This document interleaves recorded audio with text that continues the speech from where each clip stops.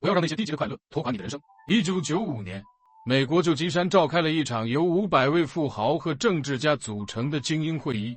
会议认为，全球化的发展将使贫富差距迅速拉大，阶层矛盾激烈增加。如何让穷人安分守己？他们想出了一个办法，只需要像喂婴儿奶嘴一样，为穷人提供源源不断的娱乐就行了。这就是著名的奶头乐理论。人们的大脑总是喜欢享乐主义而懒于行动思考。互联网的普及让我们看似一切信息垂手可得，实则很多肤浅的内容无疑不是在掏空我们的思考力。当我们看着身边的朋友都沉迷于王者刺激，刷着 Facebook、IG、抖音的时候，其实只是得到了短暂的快乐和满足。当关掉这些 APP 的时候，你剩下的只有无尽的空虚。这时你又想重新打开脸书，寻找短暂的快乐和满足，量身打造海量的娱乐信息，让他们沉迷，获得舒适感、安全感，然后逐渐丧失热情和挣扎的欲望，最后失去思考能力和反抗能力。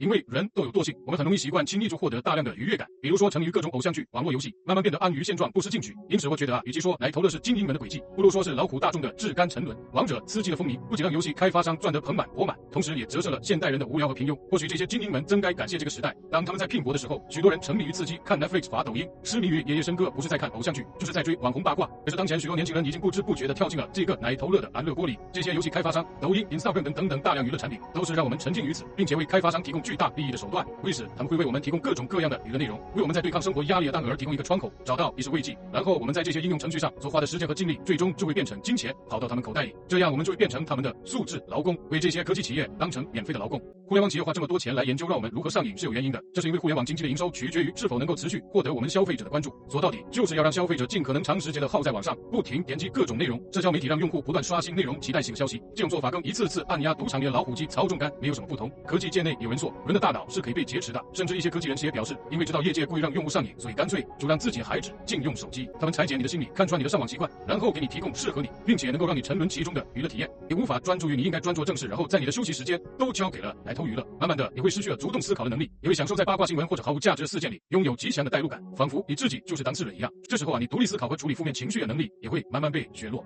短视频刷多了其实非常不利于自己的成长，因为它会改变你对很多事情的认知。反思一下现实中你有没有发现这样的现象，当你想认认真真做点正事的时候，总会有各种因素干扰你。学习没一会，你心痒难耐想打2把游戏，然后一打就是2小时。工作刚开展，你又忍不住点开某短视频，然后一刷就是老半天。其实这些奶头乐的背后都是多巴胺陷阱。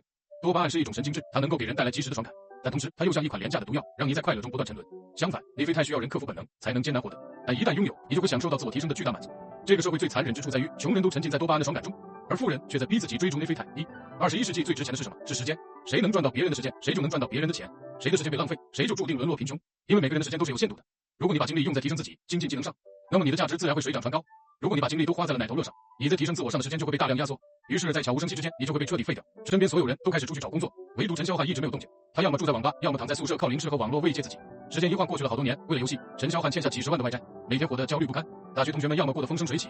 回首往事时，陈霄汉写下这样一番话：废掉一个人的所有事物当中，最可怕的其实不是贫穷本身，而是那些让人无法察觉的诱惑。它会缓慢侵蚀你的思想，蚕食掉你有价值的东西，最后把你完全颠覆成为一个废人。作家李尚龙也说，在大城市里搞废一个人的方式特别简单，给你一个安静狭小的空间，给你一根网线，最好再加一个外卖电话。好了，一开始废了，因为那些眼花缭乱的短视频、直播、游戏会让你不断的分泌多巴胺，一时分泌一时爽，一直分泌一直爽。当欲望被劫持，大脑不断受到刺激，你就会不自觉成瘾，不知不觉中你会忽略了时间的流逝，渐渐满足于自己的现状。而当你把时间都用在享乐上时，你就永远不会再想着改变当下的生活，久而久之，你就注定陷入贫穷的困境之中，难以翻身。哈佛商学院曾经做过一个调查，发现了一个反差极大的现象：越是富人，越是精英阶层，他们的闲暇娱乐越喜欢采用补充性方式，比如阅读、学习、运动；而越是底层的穷人，他们越喜欢采用消耗性方式，为自己提供快乐，比如打麻将、玩游戏、看肥皂剧。不同的娱乐方式造就了命运的天差地别。曾经有一部记录股神巴菲特的片子，叫做《成为沃伦·巴菲特》。在这部片子里，巴菲特并没有提供什么快速致富的秘诀，他只是在不停地在看书、读报。普通人在看电视的时候，他在逼自己看枯燥的学术资料；普通人在打游戏的时候，他在逼自己吸收最新的财经知识；普通人在刷短视频的时候，他在逼自己学习最先进的财富理念。他会在每天早上7点前准时起床，然后花5-6个小时阅读各种新闻和财报。他的办公室没有电脑和智能手机，只有深厚的书籍和一桌子摊开的报纸。没错，摒弃低级娱乐，保持终身阅读与学习，就是巴菲特的成功秘诀。普林斯顿大学心理学博士亚当·阿尔特也说，那些生产和设计高科技产品的人自己绝不会上瘾，他们总是把时间花在更有价值的地方。乔布斯的孩子从未用过 iPad， 周末总是在家看书、聊历史。推特创始人没有给2个儿子买过平板电脑，孩子们放了学总是在补充各种精英课程。游戏设计师对魔兽世界避之不及，很多矽谷巨头下了班压根不靠近电子设备。如果你观察身边有钱人的生活，你会发现很多富人明明很有钱，可还是发奋工作，不去享受放松；明明身材很好了，可还是常年克制饮食，坚持健身；明明学历很高了，还要读书学习，不断提升自己。为什么？因为富人明白多巴胺的爽感太廉价，如果你沉迷在低级快乐之中，再多的财富也会在一次次的舒适里消耗殆尽。相反，获得内啡肽的过程虽然痛苦，但强者要的就是征服。你只有一次次的逼自己去做那些令你痛苦的事，去做枯燥但是有价值的事，如此你才能将财富牢牢掌握在自己手中，才能过上如鱼得水的生活。3. 亚里士多德曾说，在追求快乐上，和动物相比，人追求的快乐应该更高级和伟大。多巴胺是动性的爽感，但久而久之只会消磨你的时间，让你的人生变得空洞乏味。内啡肽是痛苦后的补偿，需要你费尽心血才能得到，却能为你带来脱胎换骨的改变。如何追逐内啡肽，改变现有的困境？3个建议送给你。1. 忍别人之不能忍。身处这样一个快节奏的时代，几乎每个人都在及时的快感中沉沦，但其实只要你能比别人多忍耐一点，差距就会拉大一点。所以如果你周围的人都在放纵，你却选择了克制；周围人都在摆烂，你却选择了奋斗，那么日复一日，你自然能卓然出众。2. 恨别人之不能恨。那些能让你分泌内啡肽的事情，过程从来不会太轻松。村上春树刚开始跑步的时候，每天早上4点半就起床，30分钟下来，累得汗流浃背，气喘吁吁，几近窒息，也要坚持跑下去。文学创作时，独自待在房间里，从早关到晚，最简单的初稿都要反反复复改8遍。这个世界哪有什么轻而易举的成功，哪有什么不劳而获的成绩？人生的路就是这样，你对自己狠一点，生活才能对你好一点。3. 成别人之不能成。这个世界凡是那些让人堕落的事情，反馈机制都特别快。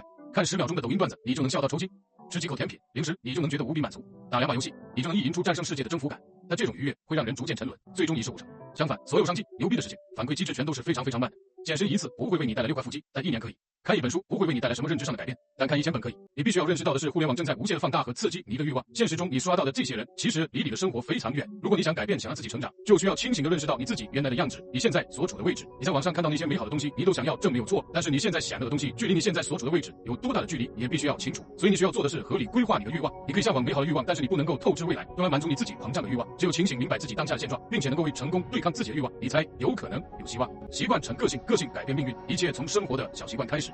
凡事不坚持，就尝不到内啡肽带来的甜头。咬牙多挺一会，遇事多扛一阵，命运的结果就会大不相同。博主计划说，人在天赋上差距并不大，但最终的成就却相去甚远。除了境遇、运气等，最根本在于有些人走在了追求多巴胺的路上，而有些人却选择了内啡肽在多巴胺带来的快乐中沉沦。那最终回报你的，只会是生活中的苦。在内啡肽带来的痛苦中修炼，那最终回报你的，必然是生活赐予的甜。娱乐休息有问题，但是要留给自己头脑一些时间来学习和进步，多看一些有知识性的内容，看 IG 看脸书的时候也看一些新闻，有深度的文章。祝你在迈向更好的人生路上，有我们一路相伴。永远记住，不要让那些低级的快乐拖垮你的人生，更不要在温水般的生活里变成一只熟透的青蛙。